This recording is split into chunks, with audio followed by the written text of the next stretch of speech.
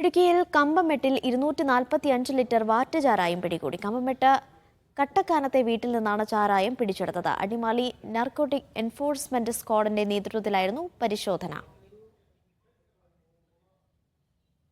Adimali narcotic squad Kambammettu Kattekkanam ഭാഗത്ത് നടത്തിയ പരിശോധനയിലാണ് 245 ലിറ്റർ ചാരായമായി കട്ടേക്കാനം സ്വദേശി ചക്രപാണി സന്തോഷ് എന്ന് വിളിക്കുന്ന സന്തോഷ് പിടിയിലാവുന്നത്. രഹസ്യവിവരം ലഭിച്ചതിൻ്റെ അടിസ്ഥാനത്തിലായിരുന്നു നാർക്കോട്ടിക് എൻഫോഴ്സ്മെൻറ്റ് സ്ക്വാഡ് അടിമാലി ഈ മേഖലയിൽ പരിശോധന നടത്തുന്നത്. ടേണിൽ നിന്ന് വീട്ടിലും അതുപോലെ തന്നെ പുരയിടത്തിൽ കുഴിച്ചിട്ട നിലയിലുമായി 245 ലിറ്റർ ചാരായമാണ് കണ്ടെത്തിയിട്ടുള്ളത്. പ്രതിയെ സംഭവ സ്ഥലത്ത് വെച്ച് തന്നെ അറസ്റ്റ് ചെയ്തിട്ടുണ്ട്. കേസിൻ്റെ തുടരന്വേഷണത്തിനായിട്ട് കേസ് റെക്കോർഡുകളും തൊണ്ടിമുതലുകളും അതുപോലെ പ്രതിയെയും ഉടുമ്പൻചോല റേഞ്ചിന് കൈമാറുന്നതാണ്. സിജോ വർഗീസ് ഉണ്ട് വിവരങ്ങൾ നൽകാനായി. സിജോ, വിശദാംശങ്ങൾ.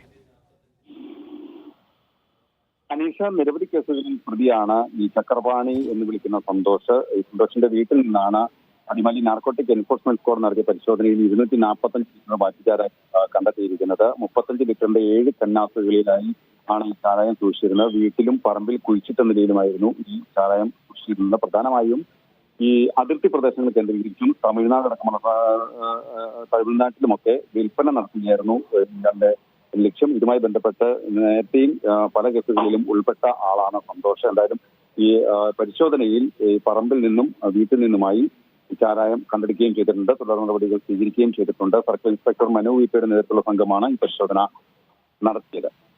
അനീഷ. ശരി, സിജോ വർഗീസാണ് വിവരങ്ങൾ നൽകിയത്.